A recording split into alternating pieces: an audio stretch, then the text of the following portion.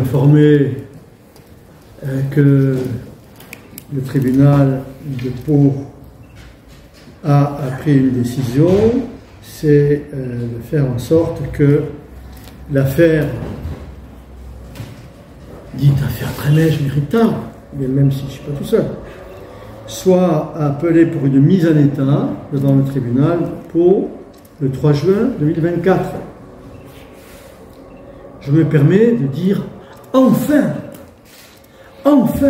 il était temps. Il y a des années que je demande que cette affaire arrive.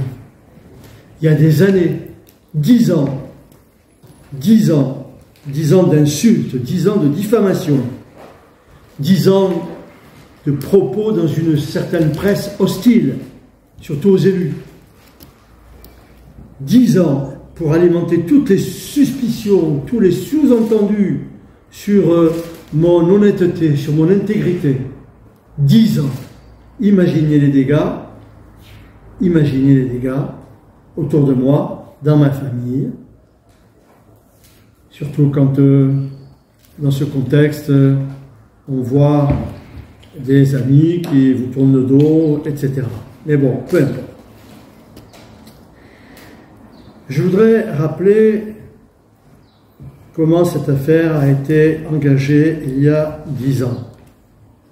D'abord, et je le dis clairement, une instruction orientée, d'une brutalité incroyable à l'égard de tous les prévenus, avec, vous pouvez imaginer, des ravages dans toutes les familles. Il ne faut pas l'oublier tout ça. Avec des accusations sans preuve, basées sur une lettre anonyme, dont je connais l'auteur et dont je connais l'inspirateur. Et vous aussi d'ailleurs. Une presse nationale, je le disais un instant, qui plonge dans les poubelles des sous-entendus et s'en délecte.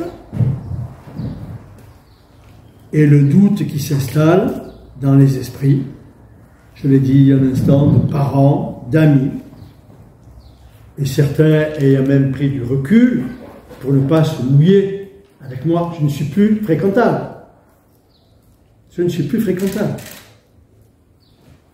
Mais bon, vous pouvez imaginer la carapace qu'il faut pour supporter tout cela pendant 10 ans, avec une opposition haineuse qui se délecte des éléments les plus ravageurs contenus dans les accusations dont j'ai été l'objet. On fera le bilan à la fin et nous verrons, et vous verrez vous aussi, si le déploiement de moyens énormes, y compris financiers, les menaces proférées, le temps écoulé, valait la peine, vous le verrez à la fin. Alors, maintenant, je voudrais vous dire que dans la décision du tribunal il y a quelques jours, il y a des points extrêmement positifs. Il y a des personnes qui ont bénéficié de non-lieu. Et pour ce qui me concerne, c'est l'information majeure que je voulais vous donner, toutes les accusations sur lesquelles on surfait pendant des années, y compris en conseil municipal régulièrement, mes adversaires. Ces accusations concernant le trafic d'influence, la corruption, le détournement de fonds publics aussi, tout cela a fait l'objet d'un non-lieu. Ce qui veut dire qu'il n'y a aucune raison de me poursuivre sur ces chefs d'accusation qui ont été les principaux chefs d'accusation et qui ont alimenté tout ce que j'évoquais il y a un instant. Nous ne bénéficions pas d'un non-lieu total. Moi, je vais vous dire, je vous ai toujours dit, je le redis aujourd'hui, je sais qu'au terme, je serai condamné pour des délits de favoritisme. Oui, il y a des délits de favoritisme qui ont été commis dans la forme, mais en aucun cas délibérément. C'est quoi un délit de favoritisme commis dans la forme? C'est une entreprise qui répond par exemple à un marché sur la halle Brabant. Je cite des exemples réels. Son dossier est instruit par notre service marché public. Puis le rapport du service est rendu et présenté à la commission que je présidais. Et nous, on se base sur les avis de la commission. On n'a pas ni les moyens, ni les compétences, ni le temps pour éplucher tous les dossiers. Il se trouve que dans certains dossiers, il manquait des pièces, notamment les 3 derniers bilans. Ah, c'est grave. Et comme il manquait des pièces dans certains dossiers, il fallait rejeter l'offre de l'entreprise. Rejetant l'offre de l'entreprise, on aurait choisi une autre entreprise vraisemblablement plus chère, moins bien disante, peu importe, je ne cherche pas à savoir ça. Elle a été choisie, elle n'aurait pas dû être choisie, c'est un délit de favoritisme. Eh bien, je l'assume en tant que maire. Je l'assume. Je suis le maire, j'en accepte et j'assume la responsabilité. Alors, que reste-t-il dans mon dossier aujourd'hui? Des délits de favoritisme, quelques-uns, puisque j'ai également obtenu des non-lieux sur des délits de favoritisme qui avaient été relevés. Et il reste quelques prises illégales d'intérêt. Et si je vous donnais des exemples, vous seriez surpris. Je vais vous donner un exemple. Je vais en donner un. Prise illégale d'intérêt. Un terrain qui se trouve sur la rocade à côté du garage Audi, qui est un terrain inondable. Petite dimension. Un jour, il y a quelqu'un que je connais qui vient me voir et qui me dit « Est-ce que tu pourrais me vendre ce terrain ?» Je lui dis « Pourquoi pas, c'est un terrain qui ne sert à rien, il est inondable. » Il me dit « Je t'en offre 2 € le mètre carré. » Je dis « Ah non, 2 € le mètre carré, je ne vends pas. » Bon, alors combien? Je dis « Je ne sais pas, 6 €. » Et le terrain, on a vendu 6 €. Eh bien, dans certains services, certaines personnes bienveillantes ont pensé que s'il achetait le terrain à 6 € alors qu'il m'en offrait 2, c'est que je lui avais promis de le rendre constructible. Impossible, il est inondable. Eh bien, je vais vous lire le texte. J'ai une prise illégale d'intérêt sur cette affaire, mais écoutez bien le motif. Donc, en espèces, notamment en sollicitant ou tentant de solliciter, la modification du zonage dans le plan d'occupation des sols au profit de ce monsieur qui m'a fait venir. Jamais, il n'y a eu d'intervention de ma part auprès du service d'urbanisme. Monsieur Divita, qui lui aussi mis en examen, ne pourra pas dire le contraire. Voilà les exemples de points sur lesquels, demain, effectivement, on discutera. Ensuite, il y a d'autres points sur lesquels j'ai prise illégale d'intérêt. Des entreprises, certaines entreprises, il y en a d'autres pour lesquelles j'ai obtenu un non-lieu, mais il en reste d'autres pour lesquelles je suis toujours mis en examen, des entreprises dont j'étais le commissaire aux comptes depuis 20 ou 30 ans, avant d'être maire. J'étais le commissaire aux comptes. Entreprise Gallego, Conseil Imprime, Découpe de l'Ado, les entreprises de Pierre Lafort.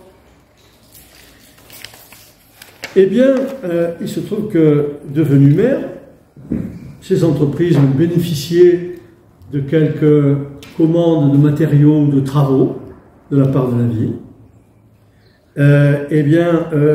La spéculation est la suivante. Les travaux que la mairie a donnés à ces entreprises ont permis l'augmentation des honoraires du commissaire aux comptes. Voilà. Ce qui est bien évidemment faux. Heureusement, j'ai tous les détails, les factures, où on ne voit aucune augmentation depuis que je suis maire dans les interventions. Tout ça, c'est pour illustrer un peu et vous donner quelques exemples. Et après, Les délits de favoritisme les plus importants concernent la halle Broban, qui s'est déroulée dans des conditions particulières et difficiles, j'en conviens. Mais on aura du mal à prouver que je suis intervenu pour favoriser certaines entreprises que je ne connaissais même pas à l'époque. J'en cite quelques-unes, Sanguinet, Lorenzi, Efficace, etc., pour qu'elles obtiennent des marchés. Voilà ce qui reste dans le dossier. Voilà ce qui reste dans le dossier. Quelques mises en cause pour favoritisme ou pour prise illégale d'intérêt avec des exemples que je viens de vous donner. Et vous verrez que fin 2024 ou début 2025, quand l'affaire sera jugée, la montagne accouchera d'une souris. Est-ce que ça valait la peine de mener tous ces combats pendant 10 ans, dans les conditions que j'ai évoquées tout à l'heure, avec tout le mal que ça a fait, tout autour de moi et à moi-même, pour que l'accusation la plus importante, bien évidemment, sur laquelle beaucoup ont spéculé, fasse l'objet d'un non-lieu total. Donc, je suis un non-État. Je n'ai bénéficié d'aucun avantage et d'aucun intérêt, ni d'aucun trafic d'influence, ni d'aucune corruption. C'est ce que je tenais à vous dire, les yeux dans les yeux. Et il y a des années que je le dis.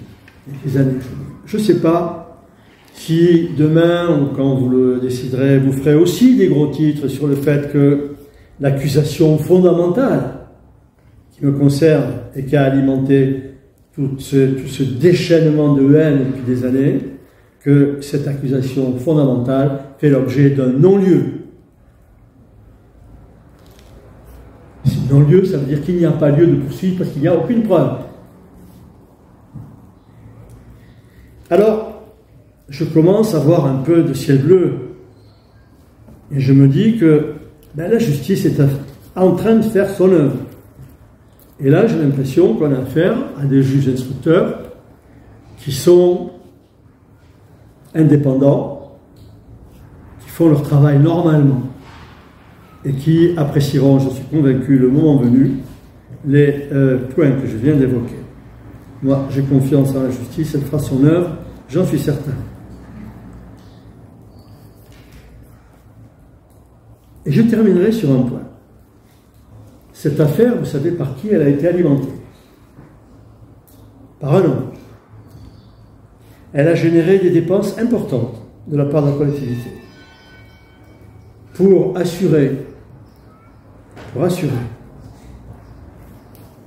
permettre aux accusés de se défendre en bénéficiant de la protection fonctionnelle qui est prévue par la loi.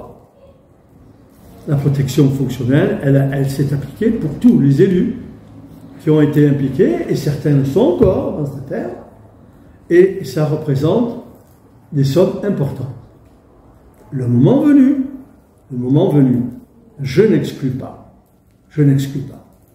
de me retourner vers celui qui aura été l'organisateur de tout cela avec les dégâts que je viens d'évoquer, et je passe les dégâts, tous ceux qui ont fait du mal à l'âme de toutes les personnes qui sont autour de moi. Je n'exclus pas de me retourner contre lui pour demander des dommages et intérêts, et pour que la collectivité soit remboursée. Maintenant, si vous avez des questions, je répondrai volontiers, en vous remerciant d'être venus aussi nombreux. Ça me fait plaisir de voir que je vous intéresse un peu quand je suis au bord du précipice. Justement, cette déclaration intervient 2 jours après le procès en diffamation que vous aviez intenté contre certains de vos opposants. Merci de me poser la question. Ce que je viens de vous dire démontre bien que les propos qui ont été tenus par ces personnes, c'était bien de la diffamation. Parce que vous voyez, non-lieu sur tous ces propos. Je suis un escroc, etc. Non-lieu. Donc, la plainte pour diffamation était bien justifiée. Et je ne fais pas d'illusions.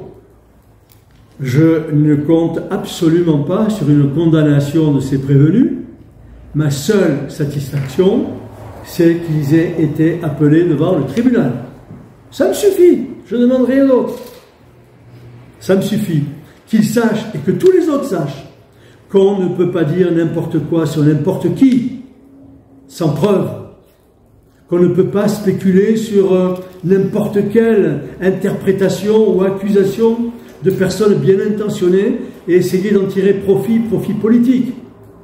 Je ne laisserai pas passer d'autres écarts comme cela. Et d'ailleurs, j'ai noté dans leurs propos à la sortie du tribunal que soudainement, ils reconnaissaient que je bénéficiais de la présomption d'innocence. Ah, tiens, bizarre. Voilà. Eh bien, justement, en l'occurrence, elle est avérée. Est-ce que vous avez d'autres questions?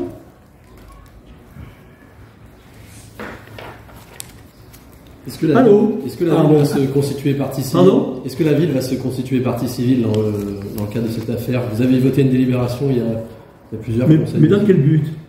Expliquez-moi dans quel but. Elle se constituera partie civile à la fin, quand on démontrera que tout cela a été une machination pour me démolir et que ça a coûté très cher à la ville. Et elle demandera à la ville qu'on lui rembourse ce qu'elle a payé.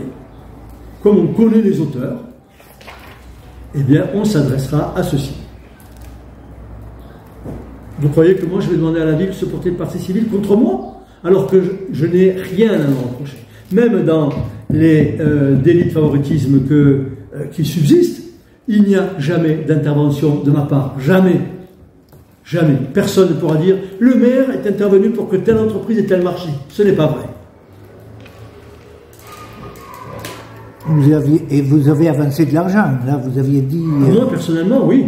Moi, j'ai avancé 150 000 euros. Et la ville, autant. C'est ça, parce qu'on dit, vous parlez d'une somme importante de la ville pour les dépenses d'avocat. La ville, c'est 160 000 euros. Et moi, c'est 150 000 euros. J'espère bien qu'au terme de cette procédure, on les remboursera à la ville et on me les remboursera aussi. Parce que les petits délits de favoritisme qui subsistent, sur lesquels il n'y a même pas de favoritisme actif, je dis, je ne suis pas intervenu. Ça ne justifie pas une amende de 150 000 euros, ou alors on marche sur la tête.